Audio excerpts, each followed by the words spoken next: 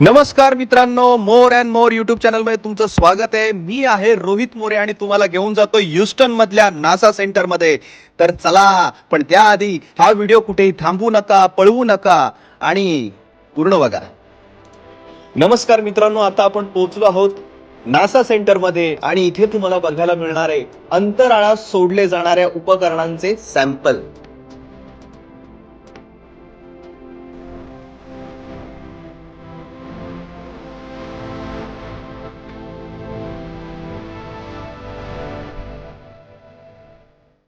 तर मित्रहो, अंतराळात कोणकोणती उपकरणं वापरली जातात त्याचा आपल्याला अभ्यास करता यावा म्हणून त्या उपकरणाची प्रतिकृती इथे बनवली गेली. स्वतःपुरतं सीमित न ठेवता ती माहिती लोकांपर्यंत जास्तीत जास्त पोहोचावी यासाठी ही उपकरणं तयार केली आहेत.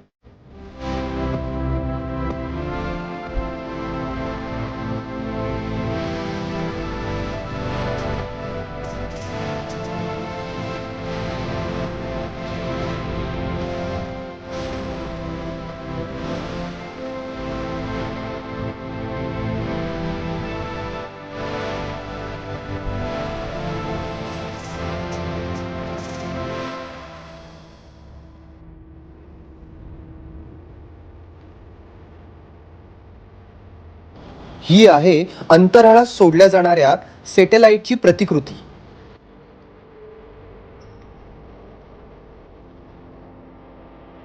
अंतराळात सॅटेलाइट पाठवण्यासाठी या रॉकेटचा वापर केला गेलाय. आता आपण पोहोचलो आहोत रिसर्च डिपार्टमेंट मध्ये, जिथे अंतराळात जाताना आपल्याला काय काय गोष्टींचा अभ्यास करावा लागतो हे इथे शिकवलं जातं.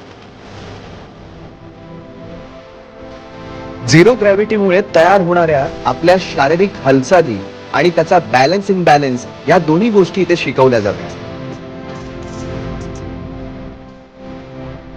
अंतराळात यान पोहोचल्यानंतर तिथे येणाऱ्या तांत्रिक अडचणी याचा पूर्वाभ्यास सुद्धा या रिसर्च सेंटर मध्ये केला जातो. जगात पहिला क्रमांक असणाऱ्या या नासा स्पेस सेंटर मध्ये जगातले सगळे मोठे सायंटिस्ट एकत्र येऊन काम करत असतात.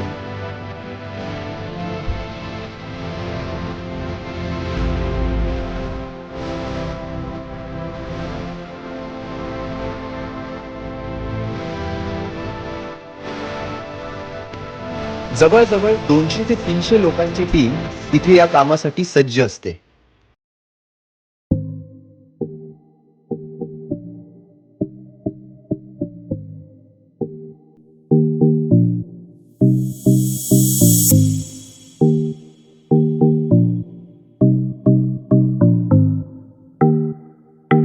आणि हे आहे अपोलो 11, ज्याचा एक स्वतःचा इतिहास आहे.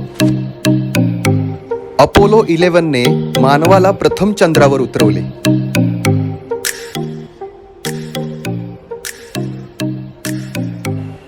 वीस जुलै 1969 रोजी 20:17 UTC वाजता अपोलो लुनार मॉड्यूल ईगलला उतरवले. 21 जुलै 1969 रोजी चंद्राच्या पृष्ठभागावरती पहिलं पाऊल ठेवणारा व्यक्ती ठरला, तो म्हणजे आर्मस्ट्रॉंग. अपोलो 11चा लोकांनाही अभ्यास करता यावा त्यामुळे ते अखंड न ठेवता त्याची विभागणी करून ठेवलेला आहे. जवळजवळ 200 मीटर लांबीचं हे अपोलो 11 बघायला फारच मजा येते. तर तुम्ही नक्कीच ह्युस्टन मधल्या नासा सेंटरला जाऊन इथे एकदा भेट द्यावी.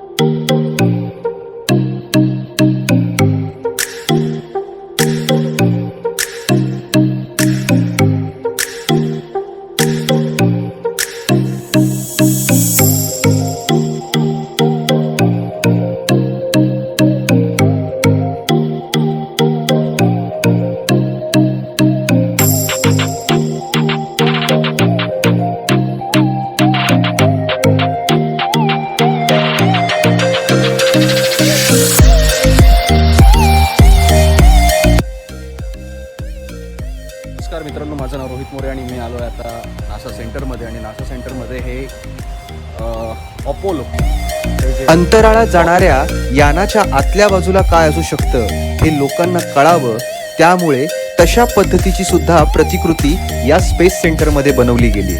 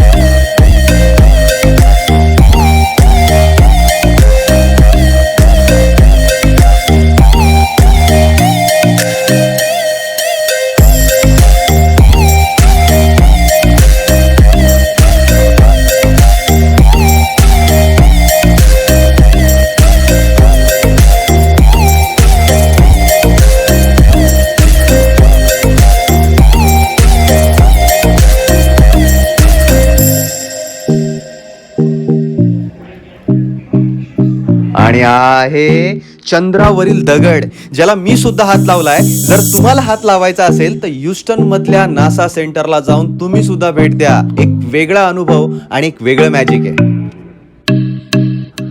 अंतराळात जेव्हा एखादा तांत्रिक बिघाड घडतो त्यावेळी एक तंत्रज्ञ बाहेर जाऊन कशा पद्धतीने काम करतो, हे कसं दिसतं याची प्रतिकृती सुद्धा या स्पेस सेंटरमध्ये तयार केली आहे.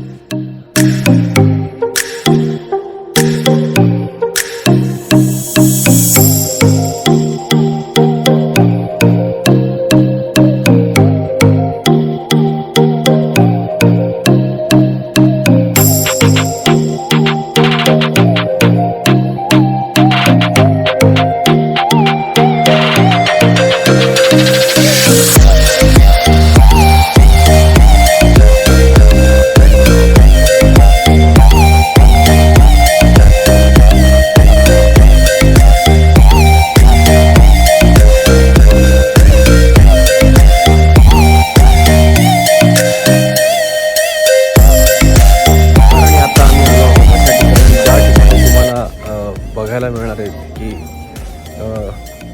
जेव्हा एखादं यान जेव्हा वर जातं तेव्हा त्याच्या आत काय काय असतं, ह्या सगळ्या गोष्टी आम्हाला इथे बघायला मिळत आहेत. सो मी तुम्हाला दाखवण्याचा प्रयत्न करतोय, तुम्ही सुद्धा बघा. आणि हे जे मोठालं विमान दिसतंय याचं नाव आहे Independence Plaza, present by Boeing. Shuttle carrier aircraft NASA 905 हे याचं नाव आहे. सो चला आपण आतमध्ये